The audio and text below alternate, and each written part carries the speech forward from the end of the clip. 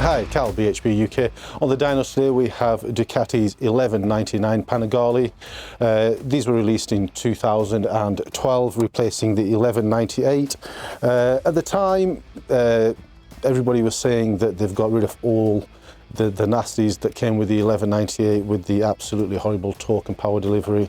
The bike has also lost its trellis frame, and we move into the modern era of Ducatis where they are a monocoque structure. However, at the time, I don't think any of the journalists had the courage to say that the power delivery was actually still fairly flawed on this bike. But it is something that we can fix. There's quite a few fueling issues that need fixing on the bike. This bike has had lots and lots of love thrown at it.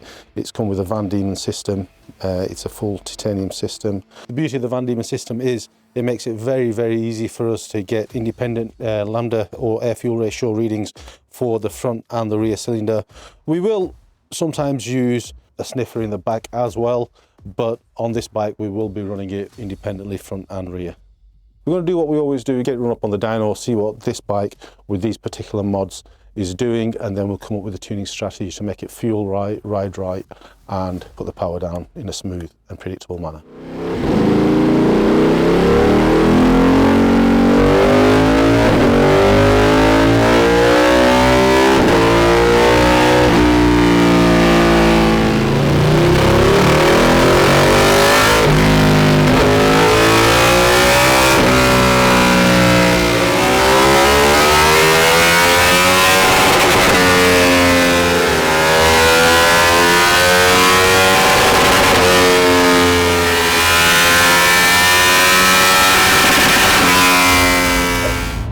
Ducati's 1199 Panigale.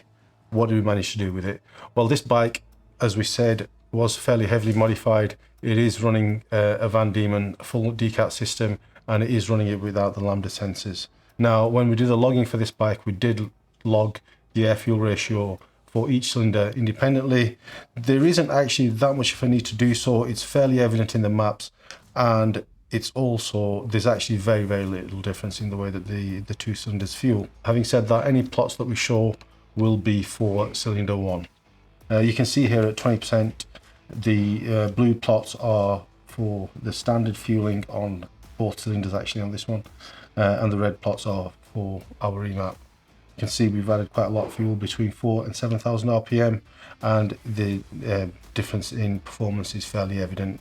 It was the same theme really, running across all throttle openings. We found lean spots that needed taking out, and we did our best to smooth everything that we could. At 60% on this plot, you can see there's quite a big nasty dip between 8,000 and 9,000 RPM. We did manage to iron that out totally, and we carried on making power after that point. At 80%, again, we had the same problem, the same RPM, 8,500 RPM, we get this dip. Again, we were able to iron it out. At 100% throttle, the standard map does actually start to pull the power away, and you can see at 8,000 RPM, when we remove those restrictions, the bike carries on making more power, and we go from 171 at peak output to 177. But if you look at 9,000 RPM, we're up nearly 17 or 18 brake horsepower. Really hope you're enjoying what we bring you to the channel. Please do hit the like and subscribe button. It really does help us out. And if you hit the bell icon, it'll keep you notified of any new Ducati content that we bring you to the channel. Whether you've got a bike that's heavily modified or you're running something that's pretty much standard or next to standard, do give us a call. It is something that we can do for you, and we're always happy to accommodate.